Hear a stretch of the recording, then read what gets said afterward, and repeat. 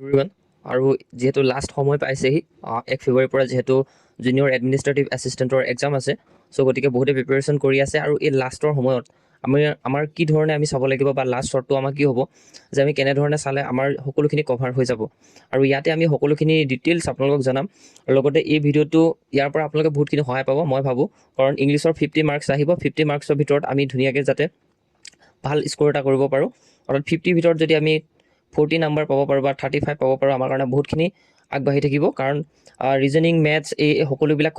Concept থাকিব তাতে কনচেপ্টৰ ওপৰতে আমি সকলোখিনি লগাম কিন্তু ইংলিছটো এনেকুৱা হয় আপোনালোকৰ আগত যদি কিছুমান নতুন ৱৰ্ড দেখা পোৱা যায় তেতিয়া আপোনালোকৰ ফবিয়া হ'ব পাৰে অৰ্থাৎ বহুতখিনি ভয় লাগিব পাৰে কেনেকুৱা ধৰণৰ হ'ব পাৰে সেইটো কনফিউজ থাকি যাব গতিকে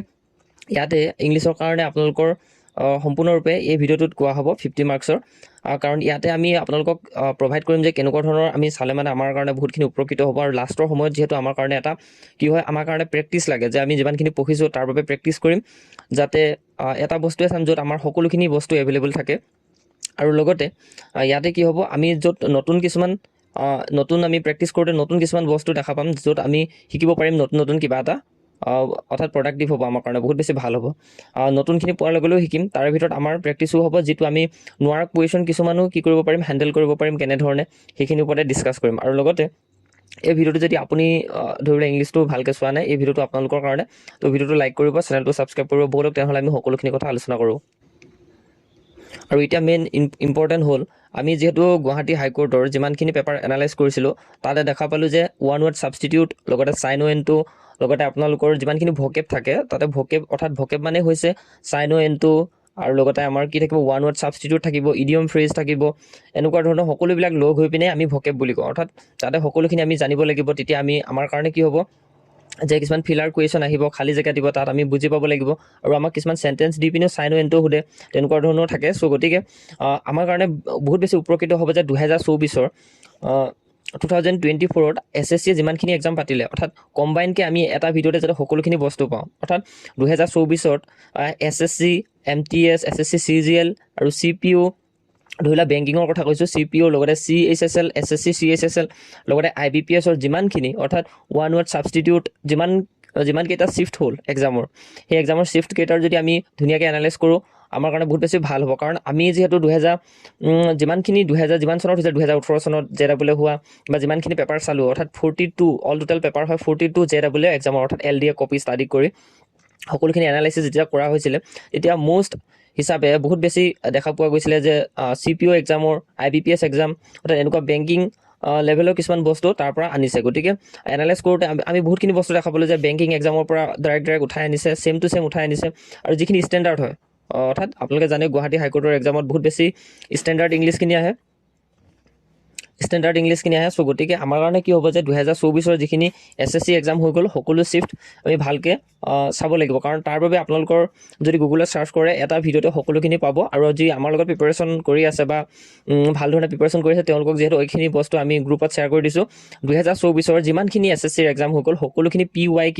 ইংলিছৰ কাৰণে সেইখিনি আমাৰ এনালাইজ কৰাটো মষ্ট ইম্পৰ্টেণ্ট লগতে আমি তাৰ পৰা যিখিনি নতুন বস্তু পাম সেইখিনিও আমাৰ শিকাটো বহুত বেছি গুৰুত্বপূৰ্ণ আৰু তাৰ বাবে 12 ঘণ্টা ভিডিঅ' হ'ব পাৰে 10 ঘণ্টা হ'ব পাৰে কিন্তু এটা ভিডিঅ'তে সকলোখিনি বস্তু পোৱাটো এটা বহুত বেছি লাকি হয় গতিকে এইখিনি আমি যদি চাওঁ আমাৰ কাৰণে বহুত বেছি ভাল হ'ব অৰ্থাৎ আৰু লগতে IBPS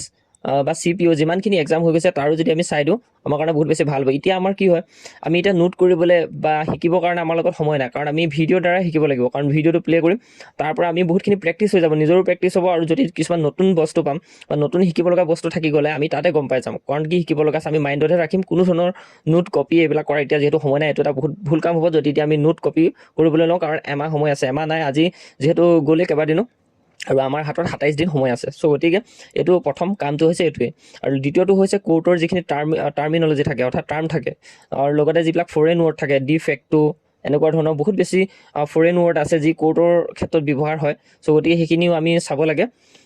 কোৰ্টৰ টাৰ্মিনলজি আৰু লগতে কোৰ্টৰ ভকেবখিনি আমি চালে বহুত বেছি ইম্পৰ্টেণ্ট হ'ব অৰ্থাৎ আমাক নাম্বাৰ দিব এইখিনি যদি বস্তু চাওঁ নেক্সট হৈছে ফৰেইন ৱৰ্ড বা গ্ৰুপ অফ এনিমেল বা এনিমেলে বাস কৰা ঠাইখিনিৰ ওপৰত আহে গ্ৰুপ অফ এনিমেলৰ ওপৰত আহে বা এনিমেলৰ যিখিনি সৰু পোৱালি হয় সেইবিলাকক কি বুলি কয় সেইখিনিৰ ওপৰতো বহুত বেছি কুৱেশ্যন আহে গতিকে এইকেইটা টপিক আমি মষ্ট ইম্পৰ্টেণ্ট হিচাপে চাব লাগে আৰু লগতে প্লুৰেল ফৰ্ম আহে যিহেতু অৰ্থাৎ লায়নৰ বেবীটোক কি বুলি কোৱা হয় অৰ্থাৎ এনেকুৱা ধৰণৰ এনিমেলৰ ওপৰত আহে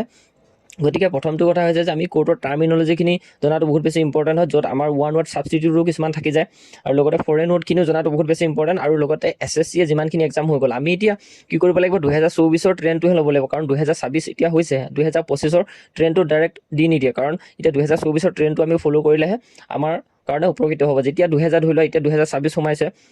যেতিয়া 2027 হ'ব, তেতিয়া 2025 ট্ৰেণ্ডটো ষ্টাৰ্ট হ'ব। ঠিক তেনেকৈ অৰ্থাৎ এতিয়া এই যিখিনি নতুন ট্ৰেণ্ড হৈ আছে বা যিখিনি শ্বিফ্ট হৈছে সেইখিনি এক্সামত নাহে, যিহেতু 2024 ট্ৰেণ্ডখিনি যদি আমি চাওঁ বহুত বেছি আমাৰ কাৰণে উপকৃত হ'ব। চ' গতিকে যিসকলে ইংলিছৰ ভালকৈ এতিয়ালৈকে চোৱা নাই, তেওঁলোকে ভিডিঅ' মাধ্যমত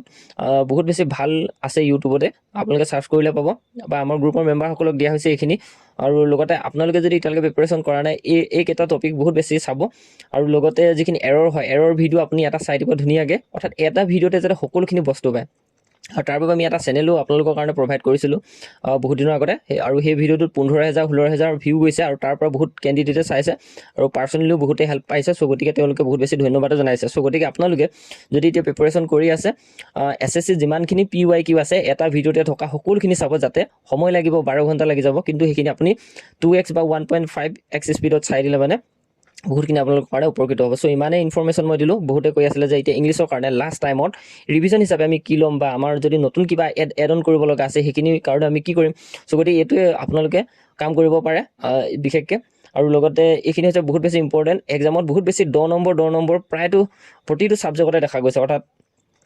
চাইনো এণ্টোৰ 10 নম্বৰ আহি গৈছে। তাৰপিছত আৰু লগতে চাইনো এণ্টোৰ পৰা 10 নম্বৰ ধুনীয়াকৈ আহিছে, অৰ্থাৎ 20 মাৰ্কছো কেতিয়াবা আহিছে, অৰ্থাৎ 10টাকৈ দি দিছে, চাইনো 10টা, এণ্টো 10টা এনেকৈ দিছে। আৰু লগতে আমাৰ কি হয়, কেতিয়াবা চাইনো এণ্টোৰ ওপৰত এনালগ কুৱেশ্যনবিলাকো দিয়ে, সেইখিনিও আমাৰ কভাৰ হৈ যাব। প্লাছ আমাৰ কোৰ্টৰ টাৰ্মিনলজিৰ ওপৰতো ওৱান ৱৰ্ড ছাবষ্টিটিউট কিছুমান সুধি দিয়ে, সেইখিনিও আমাৰ কাৰণে বহুত বেছি ইম্পৰ্টেণ্ট হ'ব। চ' ফৰেন ৱৰ্ডখিনি আপোনালোকে নোচোৱাকৈ নাথাকিব, কাৰণ কোৰ্টৰ ক্ষেত্ৰত বহুত বেছি ব্যৱহাৰ হয় ফৰেন ৱৰ্ডখিনি। আৰু ইমানে আছিলে ইনফৰমেশ্যন জনালোঁ। আপুনি যদি আমাৰ ভিউৱাৰ হয় বা ফ'ল' কৰি আছে বা আমাৰ গ্ৰুপত আছে, নিশ্চয়ৰূপে ভিডিঅ'টো লাইক কৰিব। তো ইমানে ইনফৰমেশ্যন আছিলে, ভিডিঅ'টো ইমানটো সমাপ্ত কৰিছোঁ।